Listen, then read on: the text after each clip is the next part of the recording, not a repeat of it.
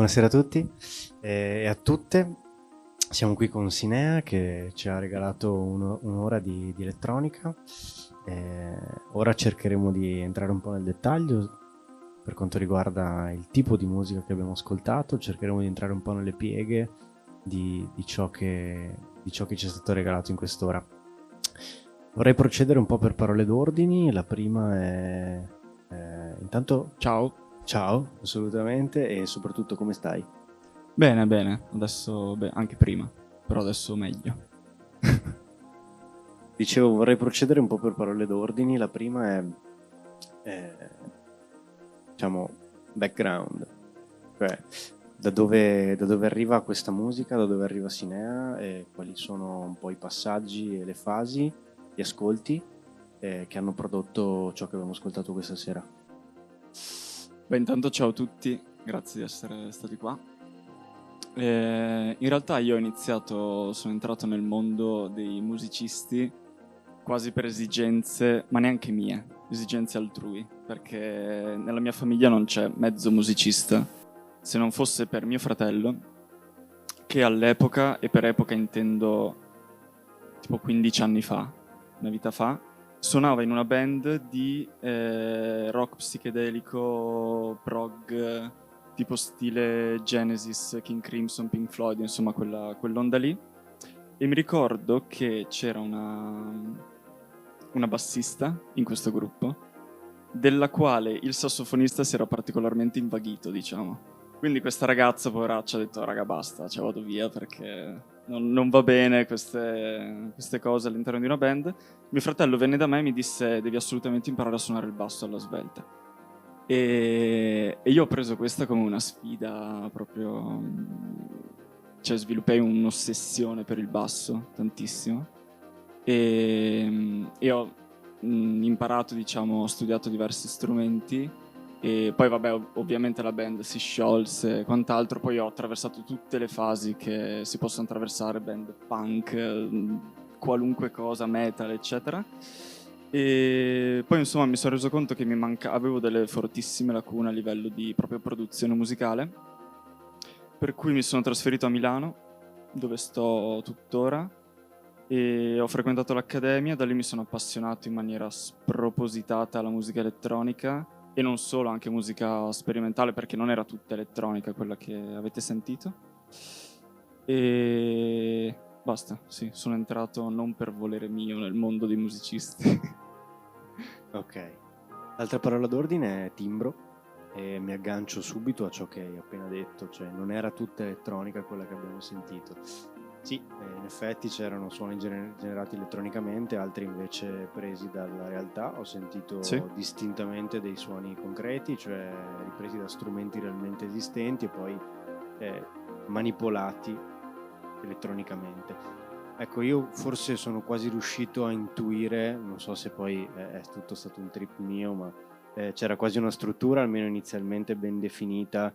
C'era un momento elettronico, un momento concreto, un momento elettronico, un momento concreto, poi queste cose si sono fuse. E ho sentito inizialmente proprio violini, pianoforte preparato, eccetera. Spiegaci un po' qual è l'universo timbrico che ti appassiona e che hai deciso di inserire in questa produzione qui. Cioè per timbro cosa intendi? Suono, i tipi di suono. Oddio, i tipi di suoni in realtà, sì, comunque era tutto un po' un misto di elettronica, elettroacustica, con tantissimi strumenti preparati. Mi piace tantissimo il mondo degli strumenti preparati, cioè suonare uno strumento in maniera non convenzionale. E infatti c'era un pianoforte preparato, bravo, ma anche batterie preparate, tantissime. E diciamo che sono sempre stato appassionato più che di prendi con le pinze quello che sto per dire, più che di musica, di rumori proprio. Cioè mi appassiona tantissimo, mi piace ciò che non riesco a riconoscere, diciamo. Cioè se sento un rumore che non riesco a definire, diciamo, da dove arriva, come si fa, banalmente, eccetera, è il mio mondo. Cioè mi perdo e mi piace inserire, ma anche in maniera abbastanza randomica, dei rumori di vita quotidiana, ma anche non, di qualunque cosa che stia bene in quel brano lì, in quella composizione lì mi affascina, diciamo. Quindi sì, è un po' elettronica, un po' strada. Dalla strada, quindi. Cioè, Il pop. qual è il... Hip hop hai detto? No. No, vorrei capire un po' qual è il percorso per arrivare a suonare questi strumenti, qual è anche un po' la catena che hai portato questa sera, cioè ciò che abbiamo visto, su cui hai agito. Vabbè, quelli che vedete dietro di voi sono un sintetizzatore modulare, e un sintetizzatore polifonico, un campionatore e un computer. E l'altra domanda cos'era? Come si... Ah, faccio la- un'altra. vai. Come si concatenano, cioè come agiscono tra di loro? Ah, ok. Cioè proprio a livello tecnico. Ma di fatto c'è questo campionatore dell'Electron che si chiama Digitact o Digitact e che manda sequenze MIDI. Il MIDI è un messaggio con il quale i sintetizzatori possono parlarsi, diciamo. E per cui attraverso questo campionatore, che di fatto è un computer, io mando le note, chiamiamole così, ai vari sintetizzatori attraverso dei cavi, ovviamente, e quindi riescono a parlare tra loro. Questo è, in maniera molto sintetica. Vorrei aprire un attimo la conversazione anche col pubblico, cioè se c'è qualsiasi curiosità su ciò che abbiamo ascoltato, siamo qui. Non c'è nessun prerequisito per porre una domanda, quindi fatevi avanti. Se non sentirò nulla, continuerò io con le mie curiosità, ma voi non esitate a interrompere per porre le vostre domande. Ok, intanto continuo. No? Qualcuno? Eccolo, vieni. Vieni qui. No, serve assolutamente. Siamo in diretta radiofonica, quindi... non si sente in diretta. Sì, certo. Quindi il PC funge da sequencer, giusto? Fondamentalmente. No. Dal computer mandavo delle tracce audio fatte finite. Infatti certi momenti in cui vedevate che non facevo niente è perché c'erano delle tracce che andavano. Quello che manda i messaggi MIDI di cui parlavo prima è un'altra sorta di computer. Ok, quindi ho capito. Volevo sapere un attimo, no, a livello di effettività, no? Anche, ho visto che giocavi anche un po' con tipo oscillatori, cose di questo tipo qua, giusto? Sì.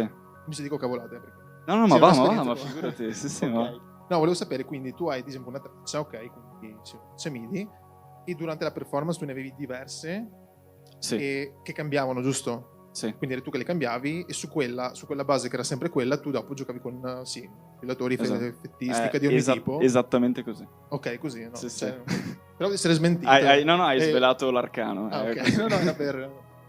No, di fatto sono perché nel sintetizzatore modulare ci sono diverse sorgenti sonore. Sì. Alcuni sono oscillatori, che sono diciamo le parti più melodiche che fanno appunto note. Invece ci sono altri moduli che fanno suoni molto percussivi. Okay. Però in ogni caso tutto è mandato attraverso questo Digitact, che è questo computer con dei tastoni giganti che io posso mutare e smutare, e mandare in play, stop e mi ricorda un po' l'arpeggiatore delle tastiere. Ma... Sì, ma c'è un sequencer, di fatto è un arpeggiatore, quindi è quella roba lì. Sì. Ecco qua. Grande. Qualcos'altro? Beh, comunque c'è tempo e ci sarà modo se vi viene qualche quiz. Io continuo con il chiederti una domanda un po' così. Qual è l'ultimo concerto che hai ascoltato? Se ti è piaciuto, perché ti è piaciuto, dov'eri? Raccontaci un po'. L'ultimo concerto, hai proprio fatto la domanda perfetta perché è stato il migliore della mia vita, credo. Ed ero alla Biennale di Venezia, ma 3 giorni fa. Biennale musica, quindi. Esatto, sì.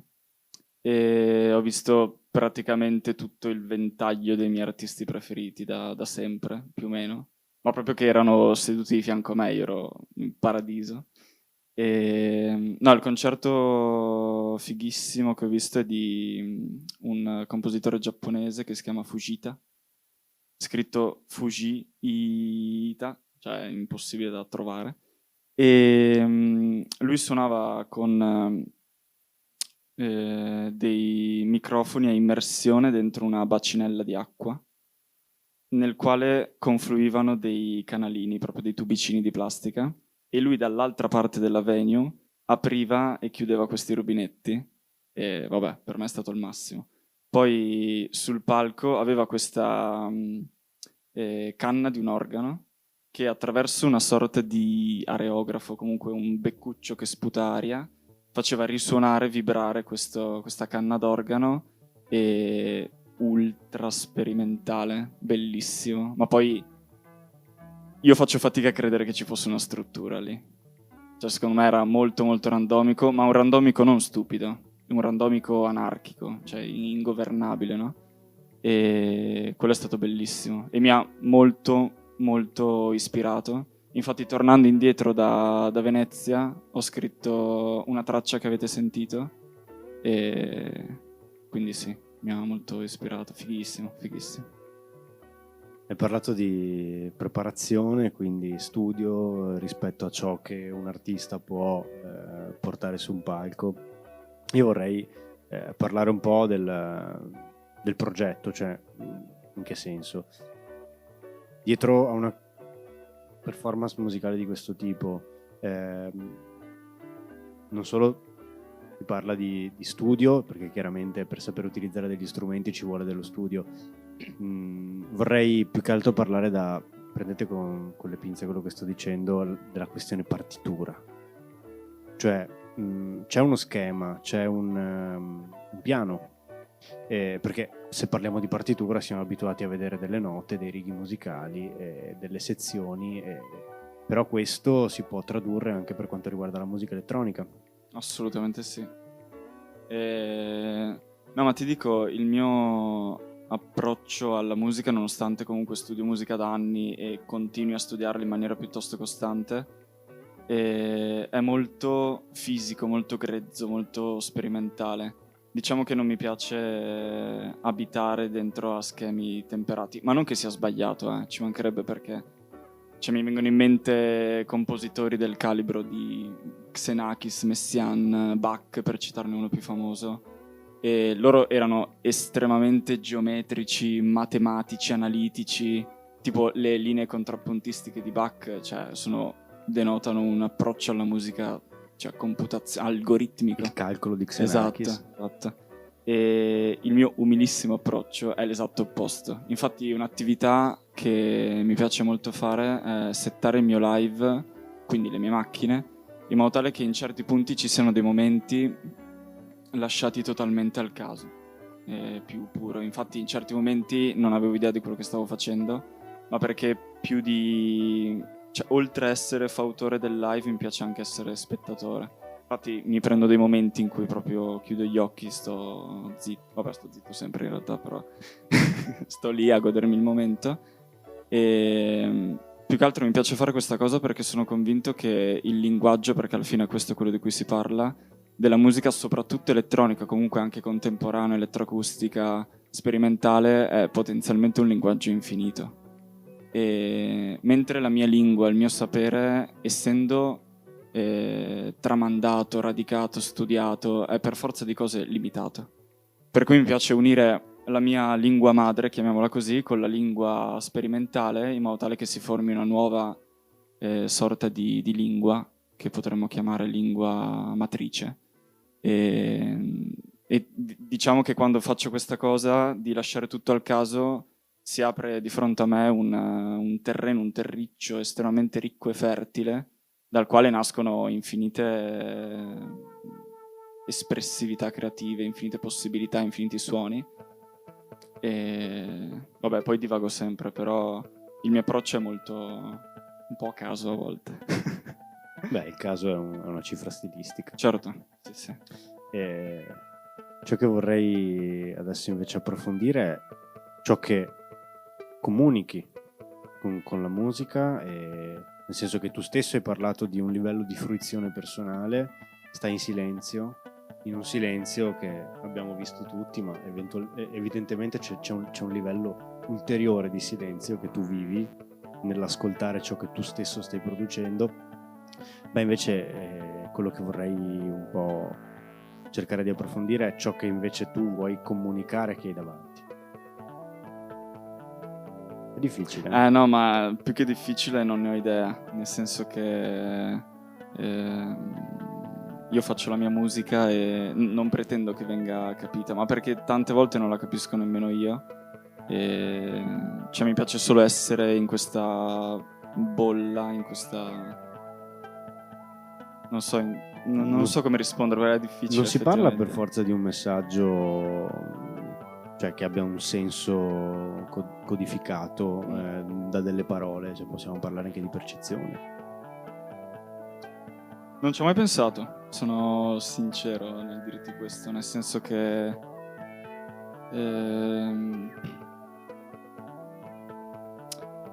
non mi faccio ispirare da niente io, purtroppo, è un mio grandissimo limite. L'unico modo in cui che conosco per produrre musica è chiudermi in studio, proprio vita da ratto. Sano empirismo. Esatto. Mi metto lì e suono i miei modulari, mi faccio le mie sessioni da ultra nerd.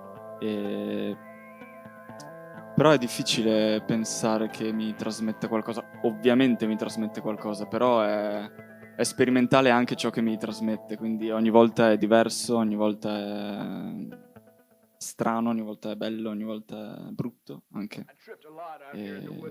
Però non ho mai pensato a cosa pensassero le persone che mi guardano, in realtà.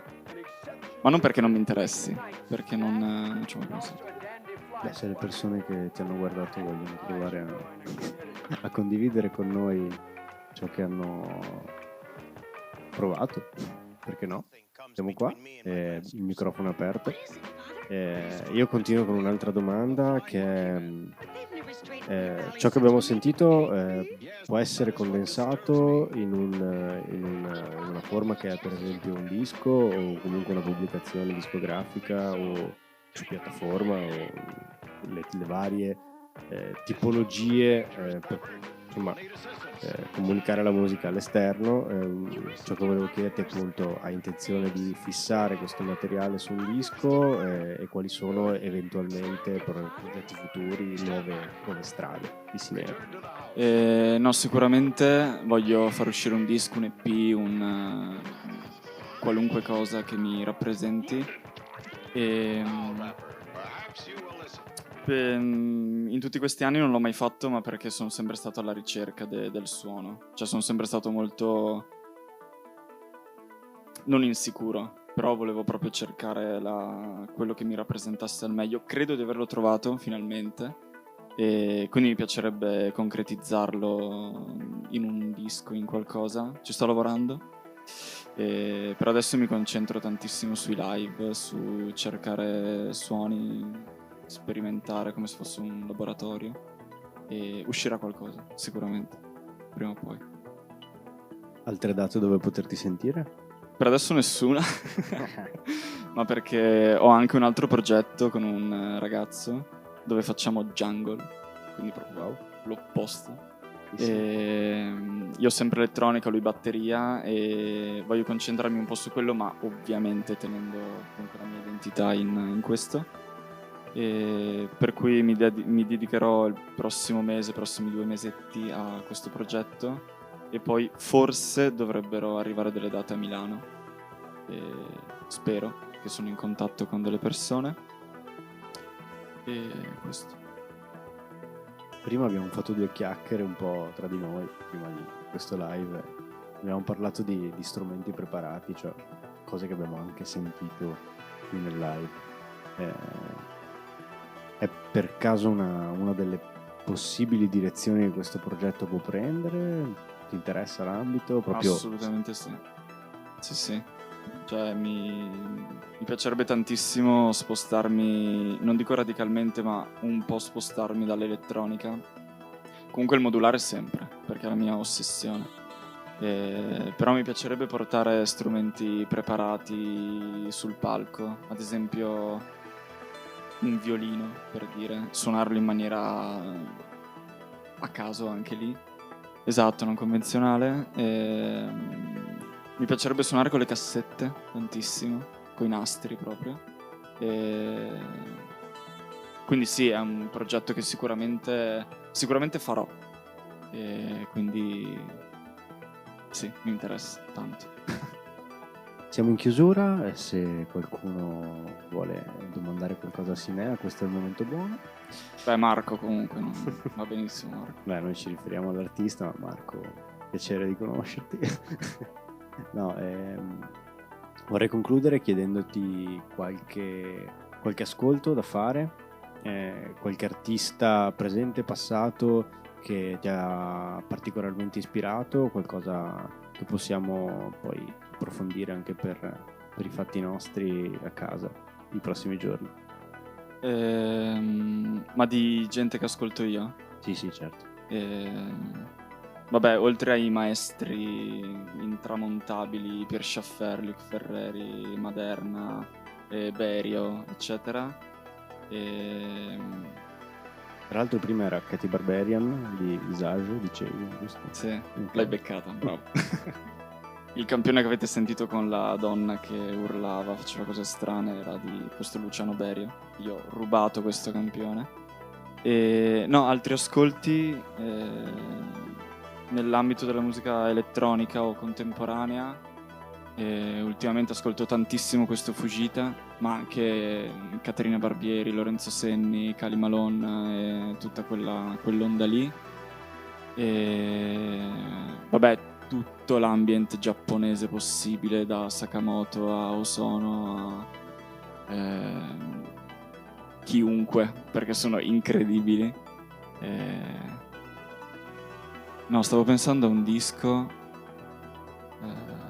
Async di Sakamoto, bellissimo, tutto, in ogni traccia è completamente inskippabile. Tri, bellissimo, TRI, solo campane, figo, molto figo. Benissimo, siamo in chiusura, ringraziamo Marco Sinea. Grazie a voi. E niente, ci rivediamo tra 2 settimane, il 9 di novembre, con Christopher Padilla Billa Trio. Un altro appuntamento qui in Vicolo Pontecorvo per Sofa Sessions di Radio Sherwood. Tanto buona serata a tutti. Ciao Marco. Ciao a tutti.